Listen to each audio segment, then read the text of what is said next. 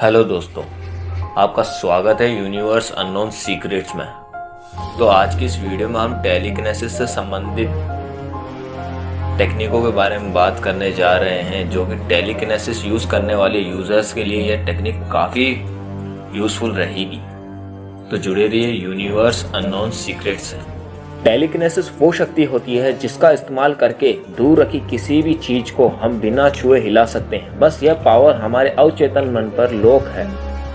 जैसा कि हमारे दिमाग की 7 स्टेजेस होती है, जिनमें से 2 कॉमन होती है, कॉन्शियस और सबकॉन्शियस। इन दोनों में से हम अधिकतर कॉन्शियस माइंड का ही इस्तेमाल करते हैं, और जैसे जैसे हमारी आयु बढ़ती है वैसे वैसे हम अपने अवचेतन मन की रहस्यमयी शक्तियों का इस्तेमाल करना छोड़ ही देते हैं। लेकिन विज्ञान आज भी इन फैक्ट्स को कहीं ना कहीं ढूंढ रहा है और खोज निकालेगा आने वाले टाइम में। तो दोस्तों, अगर यह सोचा जाए कि टेलीकिनेसिस मैं कर सकता हूं अपने दिमाग को अगर अफर्मेशंस के जरिए मैसेज दिया जाए, तो ये टेलीकिनेसिस करना बहुत ही आसान हो जाएगा। तो यह जरा भी मुश्किल नहीं है, बस आपको अभ्यास की आवश्यकता है, जो कि टेलीकिनेसिस का लॉजिक यह कहता है निरंतर अभ्यास और ज़्यादा से ज़्यादा अभ्यास। टेलीकिनेसिस करने के लिए सबसे पहले आपको एक ऑब्जेक्ट की ज़रूरत पड़ेगी, जो कि टेलीकिनेसिस करने के लिए काफ़ी कारगर है। इसके बिना आप टेलीकिनेसिस नहीं सीख सकते।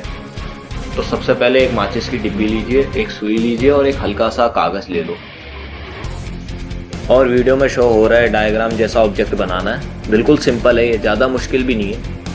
इसे बनाने के बाद अपनी कमर को सीधा करके रिलैक्स होकर बैठना है और दिमाग में चल रहे विचारों को शांत करें और लंबी लेकर धीरे धीरे छोड़ें, जिससे आपका दिमाग शांत होने लगेगा और आपके दिमाग को चमत्कारी ऊर्जा मिलने लगेगी।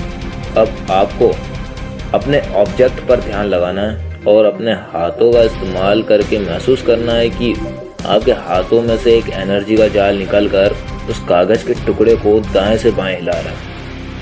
और फिर यह खतरनाक ऊर्जा आपके आंखों से निकलकर शुरुआत में ही उस कागज के टुकड़े को 25% हिलाने लगेगा।